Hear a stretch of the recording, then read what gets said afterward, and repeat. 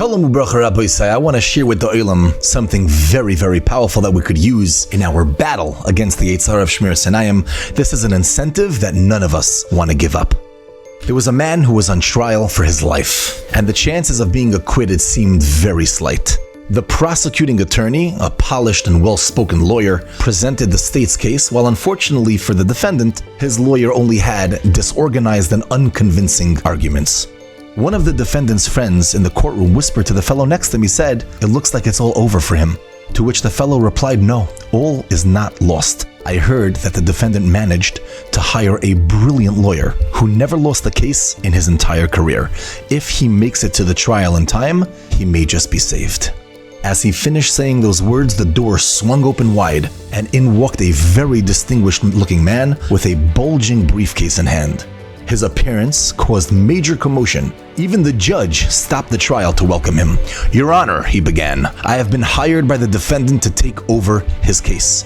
I have studied the charges brought against him. I have prepared many arguments that will prove beyond a shadow of a doubt that my client is innocent." The judge called a conference, and it was agreed that the counselor would take over the case.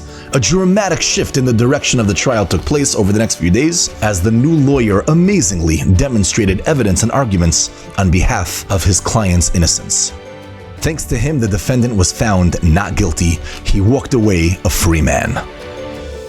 Says the Chafetz Chaim, every action that a person does creates a malach who will later on his day of judgment appear before the heavenly court.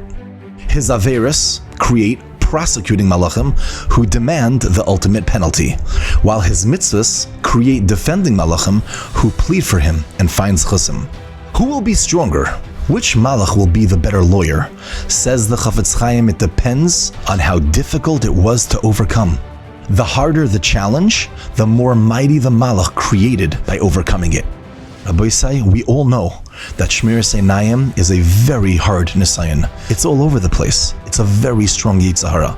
And sometimes we're tired to stay on guard. It's just so constant. It's everywhere we go. And sometimes we're not ready to look down.